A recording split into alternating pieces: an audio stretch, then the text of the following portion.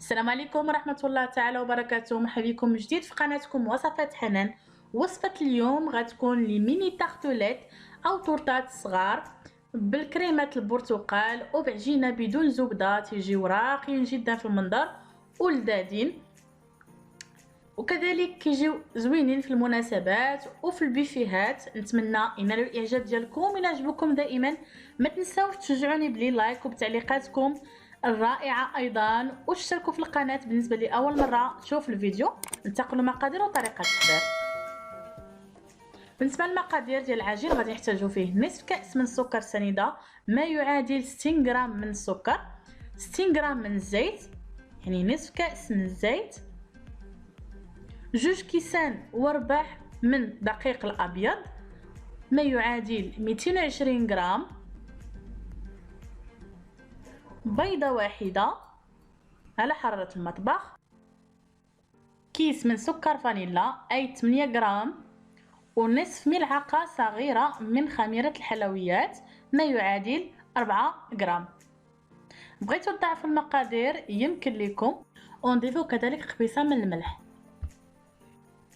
غنبداو على بركه الله نوجدوا بات صابلي. غادي نوضع في اناء سكر وغادي نضيف ليه البيض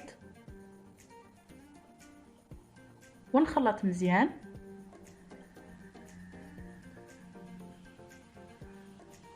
نزيد زيت،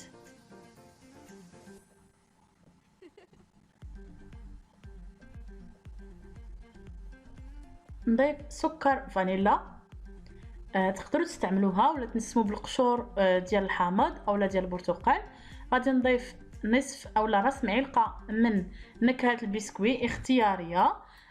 تقدروا تعوضوها بمعلقه كبيره من اللوز مطحون، كذلك تيجي رائع في بات صابلي هذه. وغادي نضيف الدقيق تدريجيا. الدقيق خاصو يكون مغربل وخصنا نضيفوه تدريجيا، يعني ممكن تستعملوا 200 غرام اولا 220 على حسب يعني النوعيه ديال الدقيق. صافي وتنخدموا برؤوس الاصابع حتى كتجمع لينا العجينه، يعني ما تندلكوش فقط، تنجمعوا العجين.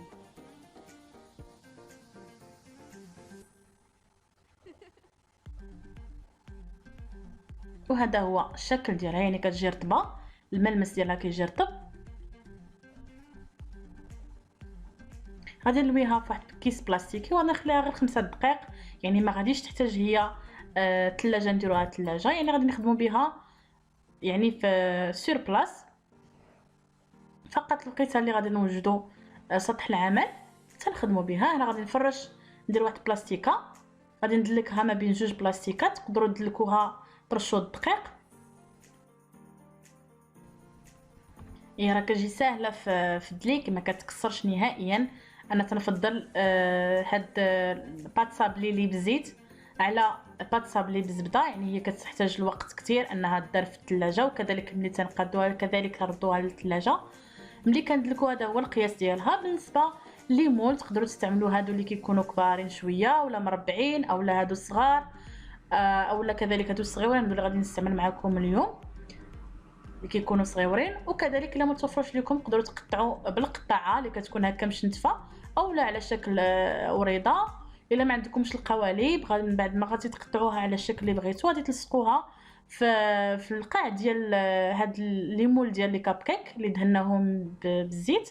اولا الا ما توفرش لكم تقدروا تستعملوا كذلك دوك لي كاسيت، يعني دوك الكويغطات ديال لي كاب كيك. كذلك غادي تاخذوا 3 ولا 2 وغادي تلصقوا عليه العجين كما ذكرت لكم قبل. ان شاء الله من بعد غادي نشارك معكم الاشكال الاخرين من لي تارتوليت. انا اختاريت هاد القطعه، يعني دائما قطعوا بالقطعه اللي تكون كبيره شويه على المول، ما تقطعوش على قد ديال المول.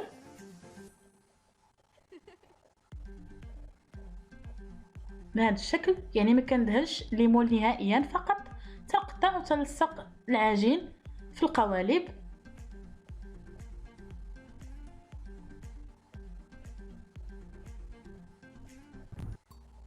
حاولوا ان العجين ملي تدلكوه ما ترققوش بزاف وكذلك ما تغلظوش، يعني يجي قياس متوسط، يعني تقريبا واحد 6 ملم.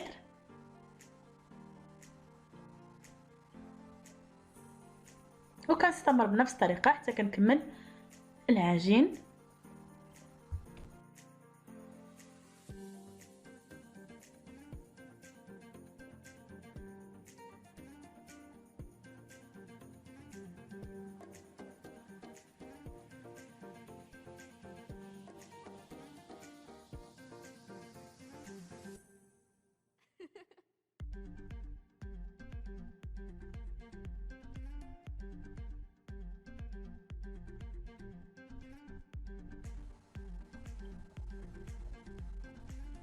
وهذاك اللي تبقى لينا تنجمعوه وتردوه البلاستيك حتى كنساليو الكميه، ومن بعد كنعاودو ندلكوه ونقطعوه، يعني ما نعجنوش فقط، نجمعوه. من بعد ما قديت العجين في القوالب كنتقبو شويه بالعود الخشبي اولا بفرشيطه وندخلوهم الفران اللي مسخن قبل على حراره متوسطه حتى كنتحصلوا على اللون اللي يكون مذهب. وكذلك الا بغيتو تحتفظوا بهم في المجمد توضعوا كميه في بلاستيكه وتوضعوها في فريكو حتى تحتاجوهم وتجبدوهم. ننتقلوا للكريمه ديال البرتقال. غادي نحتاج هنايا 100 غرام من عصير البرتقال، اي كاس العنبه قل صبع، ونصف كاس من السكر سنيده، 80 غرام من زبده، يعني تقريبا 4 المعالق كبار من الزبده، ومعلقه كبيره من كريم باتيسير، واصفر بيضه. في كاسرول غادي نوضعوا نصف الكميه من العصير البرتقال، غادي نضيف ليه نصف الكميه من السكر، وغادي نردو فوق البوطه.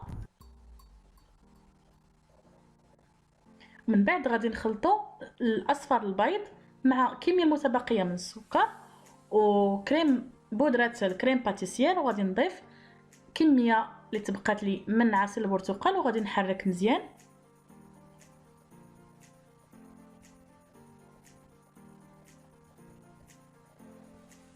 من بعد غادي نزيدو على داك العسل البرتقال اللي خلطنا في الاول مع السكر اللي درناه فوق البوطه، غادي نعاودو نحركوه ونردوه كذلك فوق البوطه على حراره متوسطه حتى كنتحصلوا على كريم على هذا الشكل.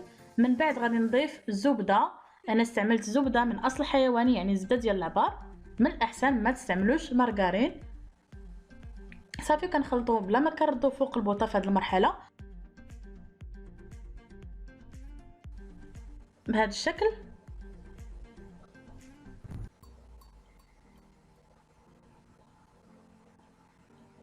من بعد غادي ناخذ واحد الكاس بحال هكا وغادي نخوي الكريمه في بلاستيك وهي باقا سخونه، ما تخليوهاش تبرد.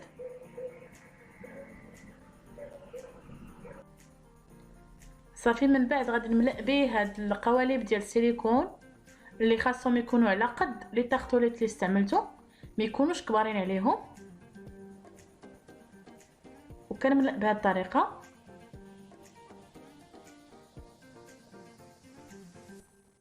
يعني تقريبا كندير قياس ديال معلقه صغيره. تقدروا تستغنيو على هذه المرحله، يعني الكريمه تملؤوا بها لي طارطوليت ديالكم. الا ما توفرش لكم هاد القوالب ممكن تعمروا مباشره على لي طارطوليت. صافي من بعد غادي نحركهم واحد شويه باش ينزلوا مزيان ويشدوا لا فورم ديال هاد القوالب، ونخبطهم واحد شويه. من بعد غنديرهم في المجمد مده ما تكونش قل من ساعه، يعني حتى يجمدوا مزيان باش يسهلوا اننا نحيدوهم. دابا غادي ننتقلوا للكريمه اللي غادي نحتاج فيها 100 غرام من الكريمه السائله اولا كاس العنبه قل صبع اللي خاصها تكون بارده مزيان.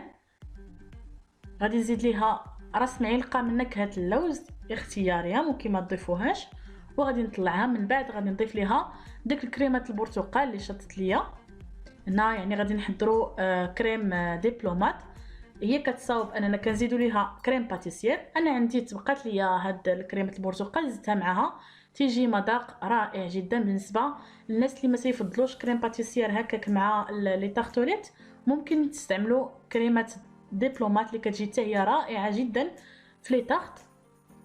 صافي وتنعمر بها البوش بهذا الشكل.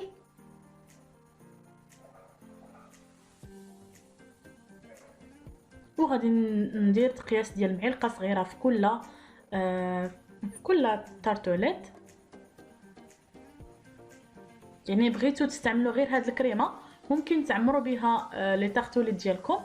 انا باقي غادي نزيد ديك الكريمه من الفوق، فيعني ما كيهمش ان الشكل فقط، لان غادي نغطسوا عليهم الكريمه، يعني ماشي مشكل. قياس هنايا قياس معلقه صغيره ديال الكريمه اللي وضعت. ممكن كما قلت لكم من قبل ديروا ديك الكريمه البرتقال ديريكت مع هاد الطورطات. من بعد كنخرج ديك الكريمه ديال البرتقال من المجمد، هذا هو الشكل ديالها. كنوضعها من الفوق من كريمه اللي درنا في الاول، وغادي ندهن بالناباج اللي غادي نخليه لكم في الفوق في صندوق الوصف الا بغيتو تحضروه في المنزل ديالكم. صافي وكنستمر بنفس الطريقه.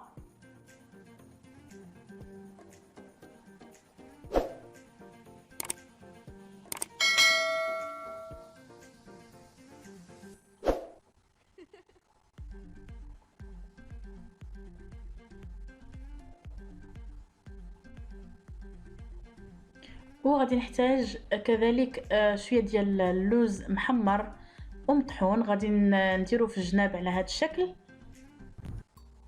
يعني تقدروا تستغنيو على هذه المرحله بالنسبه للتزيين، فتبقى على حساب الرغبه ديالكم وعلى حساب الاجتهادات ديالكم. لكن كما كتعرفوا المذاق ديال اللوز والبرتقال تيجي رائع جدا. تقدروا تزينوا بفارميسيل شوكولا كذلك من الجناب، هذا هو الشكل ديالها.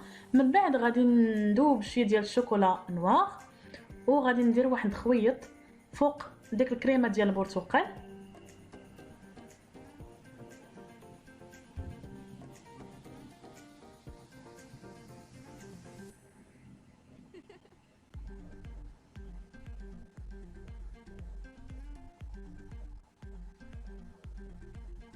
صافي وغادي نوضع القليل من القشره ديال البرتقال من الفوق كتزيين.